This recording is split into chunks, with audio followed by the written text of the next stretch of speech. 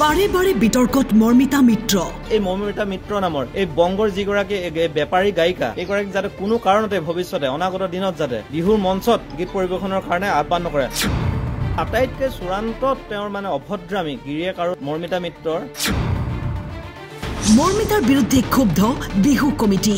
ষ্টেজৰ ওপৰত তেখেতৰ স্বামী গৈ কোনো কথা নাই বতৰা নাই, মৰ্মিতা মিত্ৰ একদম কাষতে গৈ মানে জিন্সৰ চাৰ্ট দুটা পিন্ধি ঠেঙৰ ওপৰত ঠেং তুলি তেখেতে বহি লৈছে। মহিলা বাউন্সাৰ লৈ আহে মৰ্মিতাই। কাষত বাউন্সাৰ দুজনী লৈ আহিছে, গোটেই ৰাইজক গতিয়াই মেলি উঠিছে ষ্টেজত। কিছুদিন পূৰ্বে ঢকুৱাখানাৰ সোণাৰী চাপৰিত বিহু অনুষ্ঠান কৰিবলৈ গৈছিল বংগকন্যা মৰ্মিতা মিত্ৰ। অনুষ্ঠানৰ সময়তে বিহু কমিটিয়ে মৰ্মিতাক বেয়া ব্যৱহাৰ কৰাৰ অভিযোগ উঠিছিল, কিন্তু সেই অভিযোগ কিমান সঁচা মুখ খুলিলে বিহু কমিটিয়ে। মৰ্মিতা মিত্ৰক কোনেও বেয়া ব্যৱহাৰ কৰা নাছিল, বেয়া ব্যৱহাৰ কৰা বুলি অপপ্ৰচাৰ চলাৰ অভিযোগ।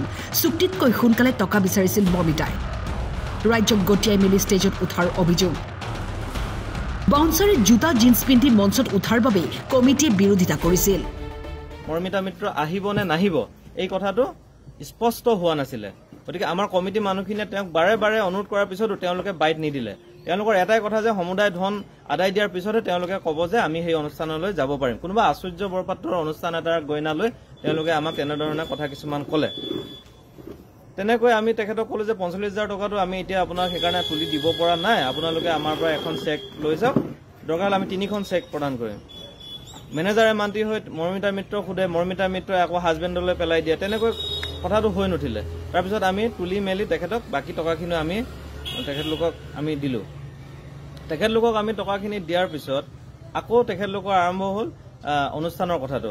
অনুষ্ঠানত তেখেতলোকে গৈ পোনপ্ৰথমে কিবা শকত দুজনীমান বাউন্সাৰ লৈ আহিছে, যিটো অসমীয়া যিটো সংস্কৃতিত নপৰে। তাৰমানে কাষত বাউন্সাৰ দুজনী লৈ আহিছে, গোটেই ৰাইজক গতিয়াই মেলি উঠিছে ষ্টেজত। তাৰপিছত ষ্টেজৰ ওপৰত তেখেতৰ স্বামী যিজন স্বামী গৈ কোনো কথা নাই বতৰা নাই, মৰ্মিতা মিত্ৰ একদম কাষতে গৈ মানে জিন্সৰ চাৰ্ট জিন্স জোতা পিন্ধি আপোনাৰ ঠেঙৰ ওপৰত ঠেং তুলি তেখেতে বহি লৈছে। বিহু কমিটিয়ে কয় যে কমিটিৰ মানুহক ষ্টেজৰ পৰা নামি যাবলৈ নিৰ্দেশ দিছিল মৰ্মিতা মিত্ৰৰ বাউন্সাৰে।